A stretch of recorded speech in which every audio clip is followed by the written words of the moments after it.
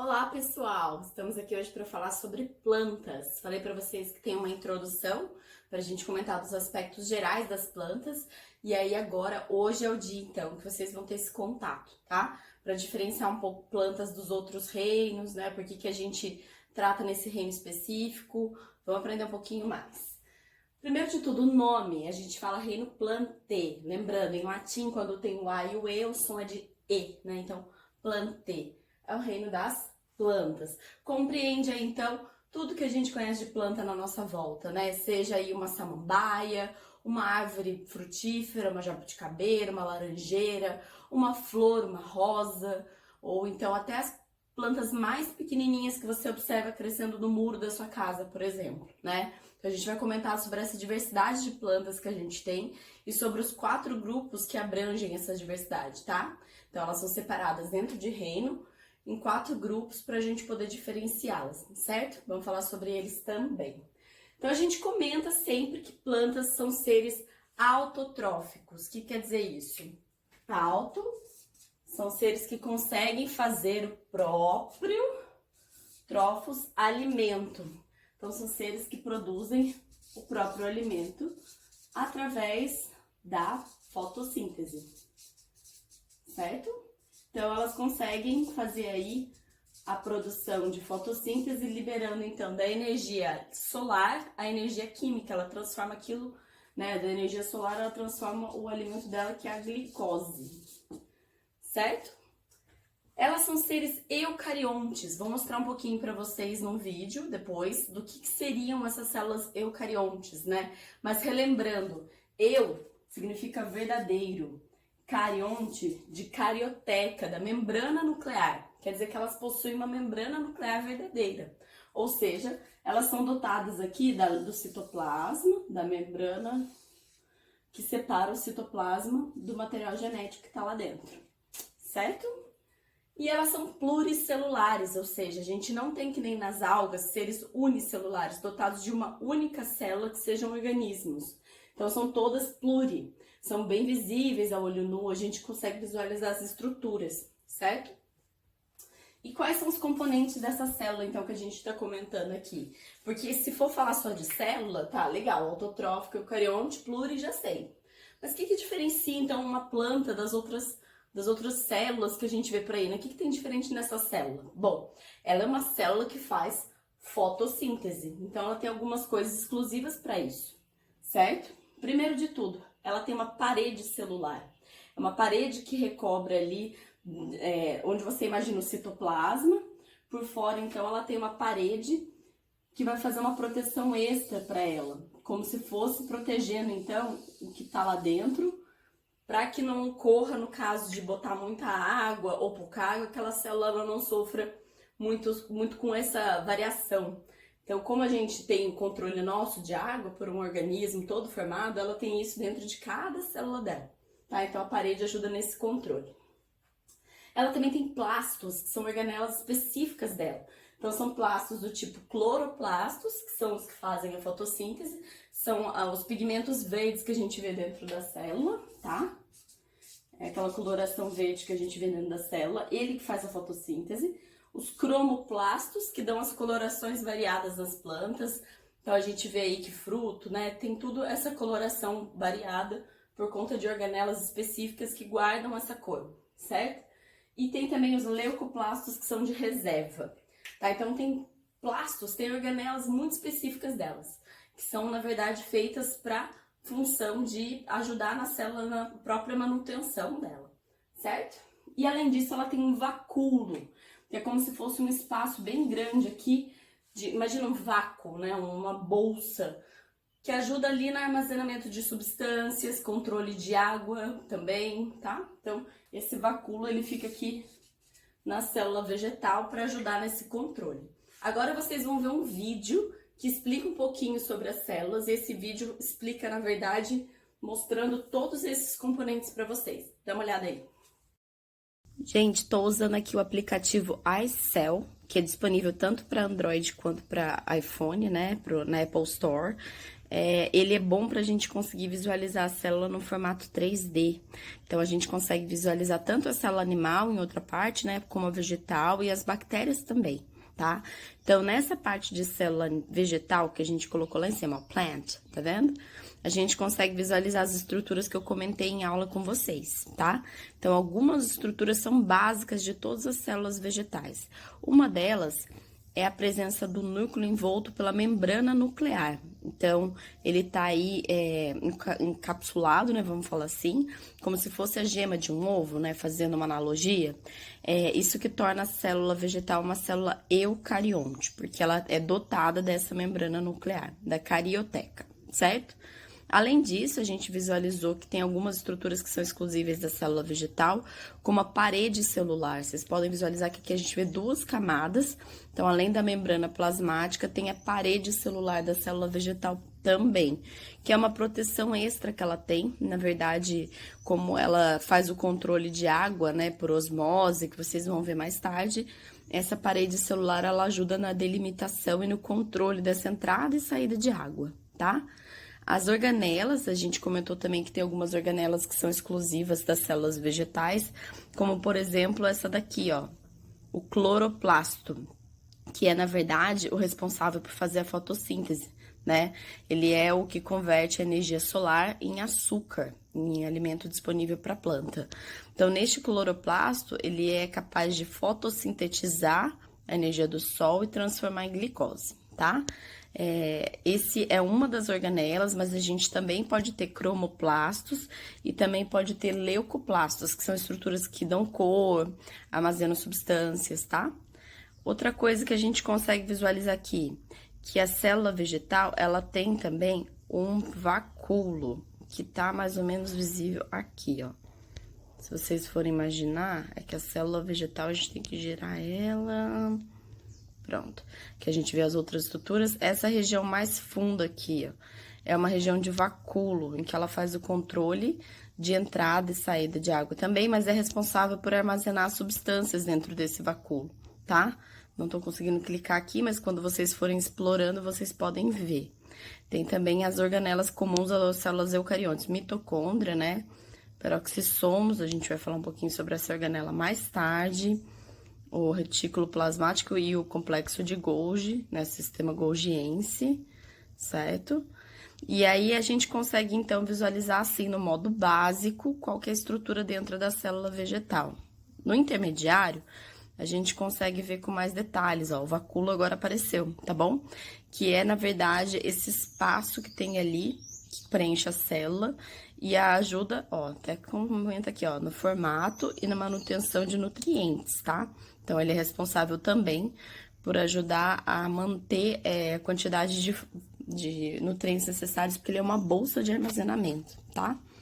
E se você for no modo avançado, você consegue ver até mais aí descrito o que ele faz, certo? E aí, vocês conseguem também visualizar no cloroplasto, ó, o que tem dentro do cloroplasto, que são os tilacoides, né, que é responsável pelo armazenamento da energia solar e transformação, tá? Então, isso tudo é muito interessante de vocês visualizarem, tá bom? Se vocês puderem baixar o aplicativo e visualizar, acho que vai ser muito interessante para vocês conseguirem aprender. Mas o principal é vocês verem a carinha da célula vegetal, entender que ela é, então, uma célula eucarionte, dotada de parede celular, plastos e vacúolo, que são estruturas exclusivas das células vegetais, tá bom? E elas, então, são seres autotróficos, porque são capazes de produzir a própria energia, visto que elas têm o cloroplasto para transformar energia solar em energia química. Ok, galera? Agora que vocês já viram qual é o modelo da célula vegetal, vamos ver um pouquinho então sobre tecido. Lembra daquela organização que de células que possuem a mesma função, elas formam um tecido? Então, vamos comentar um pouco sobre esses tipos de tecido. A célula vegetal, assim como a gente, ela tem uma organização para poder sobreviver, né? E possui tecidos diferenciados para isso, certo? Então, tem tecidos do tipo de revestimento, sustentação, condução, crescimento, cada um com uma função bem específica. No tipo de tecido de revestimento, é muito simples a gente conseguir imaginar, porque é como se a gente imaginasse a nossa pele que reveste o nosso corpo, certo? Lembrando que a pele é um órgão, mas a gente tem um tecido nessa pele que tem o mesmo nome até do tecido vegetal, que é a epiderme. É um tecido de revestimento. São células achatadas que fazem essa função de cobrir, então, a célula vegetal, certo? Então, só para lembrá-los, essa é a epiderme, por exemplo. Elas são células que são achatadinhas, já com a função de revestir mesmo, de fazer essa proteção, certo? Tem também tecidos de sustentação, por exemplo. Imagina uma árvore que é muito grande, com um caule muito grosso. Ela precisa de uma estrutura extra de sustentação. E para isso existe uma substância bem comum que a gente conhece, que é a lignina. Essa substância permite que até quando a árvore morre, por exemplo, essa lignina ainda fica aparecendo na estrutura básica de uma planta, porque ela é um tecido de sustentação que resiste ao tempo, né, e à morte da planta. Um exemplo bem fácil disso, não sei se vocês já viram, vendia muito brinco antigamente assim, mas hoje em dia eu não acho mais. Mas a gente vê às vezes na natureza, quando você vê uma folha de árvore caída, e ela tá só o esqueletinho, né? Aquela folha que você consegue ver a estrutura da folha, toda seca, né? Craquelada, já marronzinha, e você ainda vê aquela estrutura básica dela, né? Então, isso é um exemplo de lignina, é o esqueleto da planta que ficou ali, né? A sustentação da folha, certo? Outro exemplo de tecido condutor que a gente tem aqui é o famoso xilema e floema. Esse a gente fala bastante, por quê? Porque a planta, ela pega os nutrientes do solo e esse nutriente sobe para a folha. Sobe para a folha trabalhar com o sol lá na energia solar e fazer a fotossíntese. E o que desce, desce espalhando aí pela planta todos os nutrientes, certo? Então é como se fosse um tecido condutor de subida e um tecido condutor de descida. Esse tecido condutor de subida é o xilema e o tecido condutor de descida é o floema. Isso quer dizer o quê? Que o xilema, ele leva aqui a seiva bruta do solo, né? Então, os nutrientes do solo brutos, tá? E aí, então, esse nutriente vai ser trabalhado pela planta e depois vai virar uma seiva elaborada, ou seja, com glicose, com energia para a planta poder aproveitar, certo? Então, é isso que a gente chama de tecido condutor, o que sobe e o que desce. E por último, a gente tem o tecido de crescimento, que tem um nome específico aqui.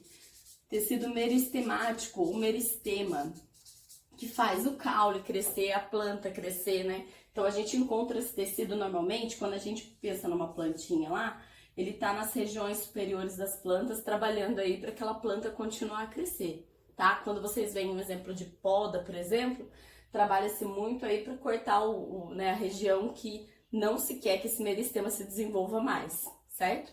E aí a planta consegue crescer para cima, crescer para os lados, pelos diferentes tipos de meristema, tecidos meristemáticos, tecidos de crescimento, certo? Então, só para vocês ficarem conhecendo um pouquinho mais sobre os tecidos diferentes de plantas que a gente tem, certo? Desses tecidos, então, a gente tem vários exemplos aqui que demonstram que a planta ela tem toda uma organização para subir nutriente, trabalhar aquele nutriente descer e depois ele ser distribuído e também para sustentar, para proteger, tá bom? E é isso aí, gente. O próximo assunto que a gente vai falar então é sobre os 4 tipos, né, os 4 grupos de plantas que a gente... Bom, para falar sobre 4 grupos de plantas, a gente já começou comentando aí em aula alguns, né, os briófitas e as pteridófitas. A gente vai relembrar tudo que a gente falou do que a gente vê no dia a dia de planta, de exemplo de planta. Seja uma plantinha que você tem no jardim da sua casa, uma plantinha que você observa na mureta, ou então uma árvore bem grande que você vê na rua, uma planta frutífera. Tudo isso são exemplos, então, dos participantes desses grupos vegetais, certo? E para que criaram, então, os grupos vegetais? Para facilitar na classificação. Quando você encontra uma planta, é muito mais fácil você olhar para a estrutura dela, ver o que ela tem, o que ela não tem, e aí você já consegue agrupá-la em qual desses 4 grupos ela está, né? É mais fácil pra gente, tá? Então, a gente começa pelo grupo mais simples, que tem a estrutura mais simples de todas, para a gente ir para o grupo mais evoluído, que contém todas as estruturas possíveis, certo? E qual que é o objetivo do grupo mais simples? Ele, na verdade, vai contextualizar um pouco, formar o terreno para a gente entender um pouco o porquê que aquele grupo mais evoluído tem tudo aquilo, certo? O grupo mais simples de todos compreende o grupo das briófitas, que não é só de musgo, mas a gente normalmente fala que é o grupo dos musgos e das hepáticas. A gente quase não consegue visualizar muitas hepáticas, mas elas são plantas bem pequenininhas também. E por que esse grupo aqui possui representantes bem pequenininhos, aí, que chegam a no máximo 5 centímetros de tamanho, né? Porque eles não têm a estrutura toda formada. Então, por serem estruturas muito simples, eles precisam ainda de uma adaptação a isso, tá? Então, são grupos que, na verdade, sofrem muito com as variações ambientais. Se tem um calor muito extremo, elas não resistem. Se falta água, então é uma planta bem específica de ambientes úmidos, sombreados, escuros, né, no caso, para que elas possam sobreviver, tá? Úmidos porque também tem a ver com a reprodução delas, elas necessitam da água para reprodução. E nesse grupo, então, a gente só tem 3 estruturas básicas nessa planta. O rizóide, o cauloide e o filóide, que quer dizer o quê? Essa palavra em latim, oide, significa falso. Por isso que a gente ouve muito falar de oide, né? Quando a gente fala de android, né? Que são os robôs, essas coisas. Porque o oide é uma palavra que remete a alguma coisa que é falsa, tá? Então, no caso aqui, ó, rizoide, é de raiz. Então, raiz falsa. Cauloide, caule falso. Filóide, folha falsa.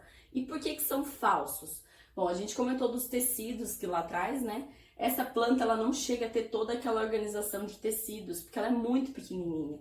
Então, a água, em vez de passar por um vaso condutor específico, que nem a gente viu lá o xilema, o floema, a água passa por difusão.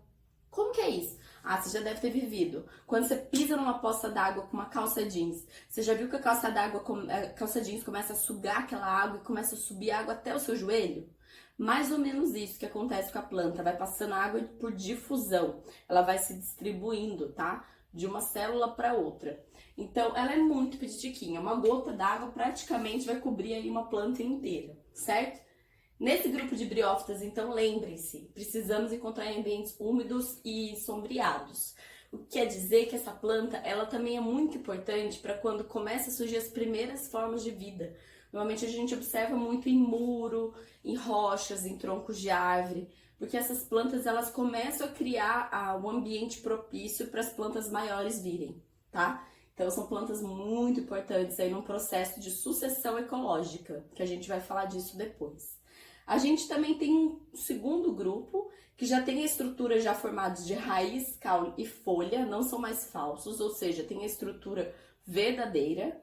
E aqui nesse grupo a gente já pode falar que tem uma coisa a mais, que é o vaso condutor. Então essa planta tem o tal do xilema e do floema, certo? Para ajudar aí no transporte de substâncias. Por essa razão, por ter o vaso condutor, ela consegue ser uma planta maior. Vocês vão observar muitos exemplos de pteridófitas aí, né, que elas são grandes, tá?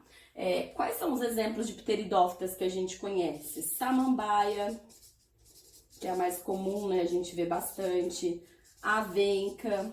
Avenca é uma plantinha parecida com samambaia, mas ela tem uma folhinha, parece um leque, muito bonitinho. Depois eu coloco a foto para vocês verem. Avenca. Então são plantas que elas também precisam aqui de regiões úmidas e sombreadas, né? Então um ambiente úmido com sombra para poder sobreviver, certo? E aqui a diferença é que na verdade essa planta consegue ser um pouco maior, então ela se desenvolve mais. Raiz, caule e folha são verdadeiros, como eu falei anteriormente, e até na verdade pode ter uma raiz mais desenvolvida, né? Que é o rizoma, tá? Uma raiz, uma estrutura que se espalha aí pelo xaxim, quando a gente vê normalmente, né? O samambaia tem um xaxim na fibra de coco, tá? Então, são plantas que já possuem o vaso condutor. E por essa razão, elas são um pouco maiores. Depois a gente vai para o terceiro grupo de plantas, que é o grupo das gimnospermas. Gimno, a gente vai falar o porquê dessa palavra gimno, vocês vão saber já já. Mas o que a gente observa aqui que tem nessa e não tinha na anterior, na pteridófita? São as estruturas de semente, tá? Então, raiz, caule e folha verdadeiros, checked. Vaso condutor, checked. mas aqui tem semente a mais também, tá? E é até por isso que se chama gimnosperma. Gimnosperma significa semente nua, ou seja, é uma semente que tá ali, mas ela não tem o fruto ainda para protegê-la, né? Então, diferente, por exemplo, de uma maçã, essa maçã é falsa, tá, gente? Mas só para mostrar para vocês. Uma maçã que você olha lá dentro cortando, você vê a sementinha dela. No caso da gimnosperma, essa semente já está exposta. Um exemplo bem comum disso, tem aqui em casa que eu adoro comer, é a castanha do Pará, certo? A castanha do Pará é uma semente que vem só coberta por uma casquinha, você quebra e consome. Ela não tem a flor, certo? No lugar da flor tem uma estrutura chamada de estróbilo, que chega aí a ter o masculino e o feminino, tá? Essa é a estrutura que é responsável, então, pela parte da reprodução no lugar da flor, que é uma flor modificada. Na verdade, ela não chega a ser considerada em si uma flor, né? É uma estrutura modificada da própria planta para isso, certo? Então, a semente aí fica coberta, fica protegida, mas ela ainda está nua porque não está dentro de um fruto. E quais são os exemplos que a gente tem de gimnosperma? Acabei comentando com vocês aí, né? Que é no caso da castanha do Pará, então a gente tem aí também a araucária, pinheiros, tá? Na verdade, a castanha do Pará a gente chama de castanha do Paraná, né? Até, né? Porque tem bastante gente que fala que tem bastante no sul também, né? Então, são exemplos bem comuns. Aqui você pode observar também que a folha é modificada em formato de espinho, assim, né? São folhas com pedinhas fininhas. Por quê? Para evitar a perda de água, já que elas são de regiões frias, bem úmidas, né? Então elas não podem sofrer muito com essa variação de não ter o sol para fazer a fotossíntese. Como não tem tanto sol, elas adaptam e colocam as folhas em formato mais simples para ela, que são esses formatos aciculares, formatos de espinhos, certo? Então, os gimnospermas são exemplos bem comuns em regiões frias, Campos do Jordão, São Bento do Sapucaí, São Francisco Xavier, tem bastante, né, quando a gente sobe a serra. Não vai ter o fruto, mas tem uma semente aqui já nua, tá? E por último, a gente tem o maior grupo de todos aqui, que é o grupo das angiospermas, porque no caso aqui, a gente já tem a flor e já tem o fruto em si. Esse é o grupo mais comum que a gente vê. Tem aqui um exemplo em casa, ó, para mostrar para vocês que tadinha, sofreu um pouco aí com a ação do sol, mas vocês conseguem perceber bem, ó, que ela é uma estrutura de planta com raiz, caule e folha. Tem vaso condutor porque é grandinho, ó, tô segurando aqui as estruturas de condução.